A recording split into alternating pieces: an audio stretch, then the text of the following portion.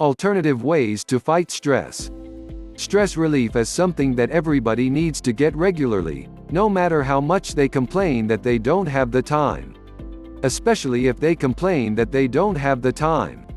There are 1,001 ways to get stress relief, with some of them being considered to be tried and true methods.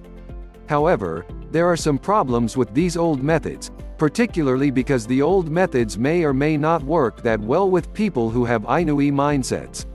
While making someone listen to Mozart may not be a cause for complaint, it may not work that well in relieving his stress either, particularly if classical music isn't really suited to his tastes. For people with that sort of personality, perhaps the best stress relief is one that might be considered a little unconventional. There are, of course, unconventional stress relief techniques. These are the ones that people have used for centuries on end, and will likely outlast even the societal factors causing the stress and anxiety in the first place.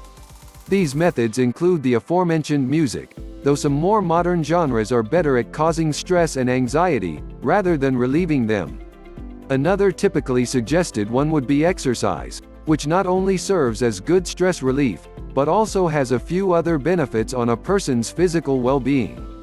Some types of tea, with jasmine, oolong, and green tea being most commonly mentioned, are also said to be a good way of achieving stress relief, as they calm both the mind and body.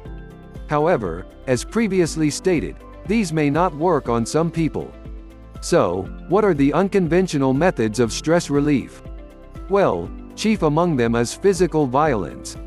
Sometimes, the best way to let go of all your stress and anxiety is to hit something, and hitting it over and over again, if necessary.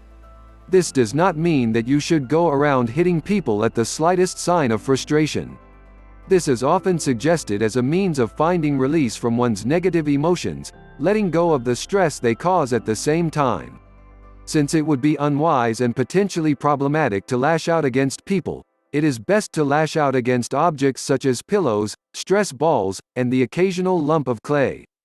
Items such as these can take a tremendous amount of punishment, allowing someone with a lot of stress and anxiety to work through his problems physically, without risking harm to himself or anyone else.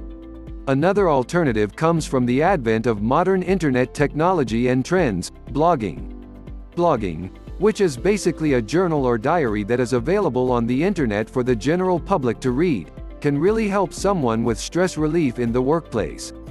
It allows a degree of anonymity that can't be found anywhere else, giving the person the freedom to write whatever comes to mind, even if what comes to mind happens to be criticisms of management's latest blunder or your direct supervisor's tendency to show off his incompetence.